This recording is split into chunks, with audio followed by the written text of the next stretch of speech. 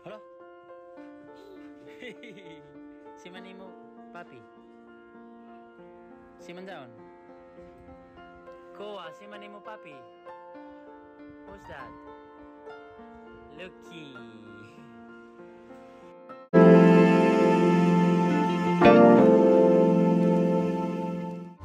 Ibinahagi ni na Andy Eigenman at Fulmar Alipayo ang mga bagong natutunan sa buhay ng kanilang mga anak.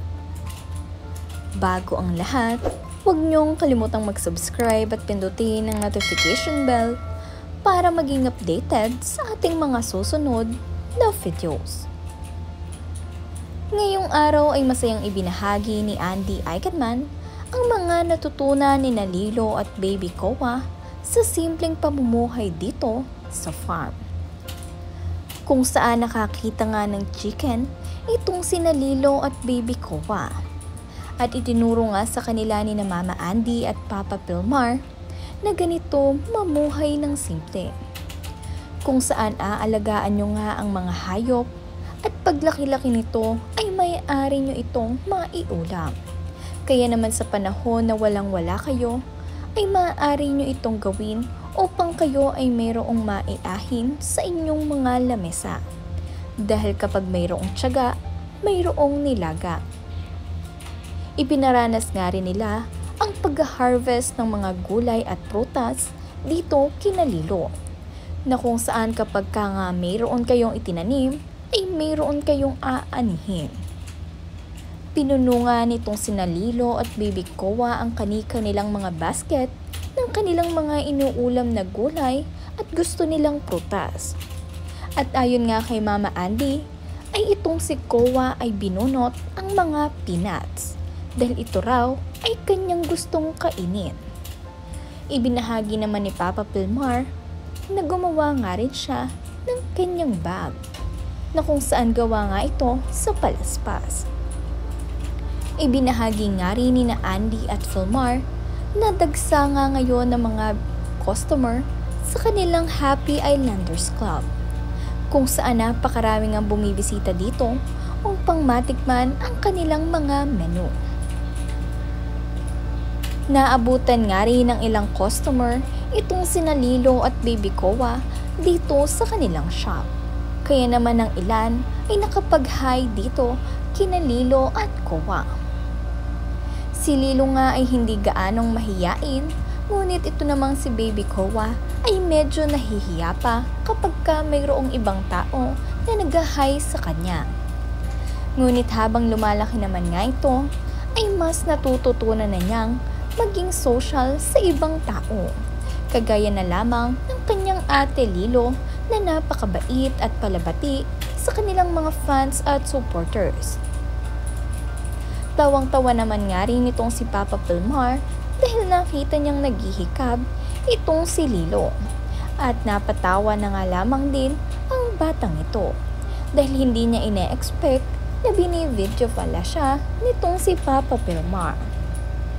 Nakakatuwa nga rin dahil napaka-lovable ng mga anak nitong sina Andy at Fulmar at ang babait na bata.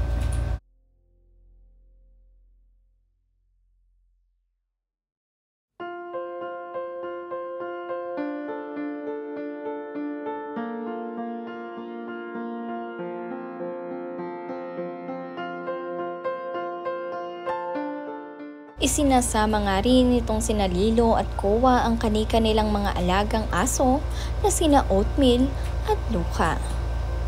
Kapag nga sila ay bumisita dito sa kanilang shop, ay kasama rin nila ang mga ito. Kung gusto nyo nga rin bumili ng suot-suot na shorts nitong sina Mama Andy at Papa Pilmar, ay maaari nyong bisitahin ang kanilang Happy Islanders Surf Club dito sa Siargao.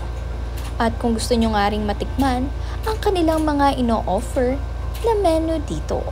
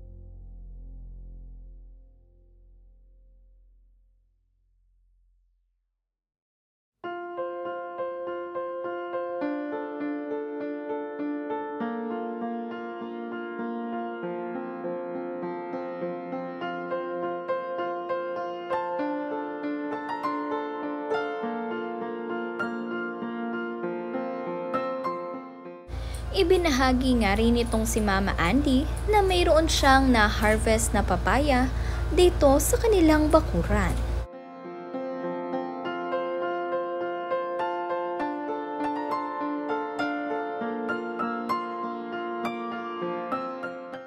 Patuloy nga rin sa pagpaplano itong sina Mama Andy at Papa Pilmar kung papaano nila papalaguin ang kanilang negosyo dito sa Siargao. Kung saan ibinahagi nga rin nila na mayroon na silang bagong release na merch dito sa kanilang Happy Islanders Surf Club.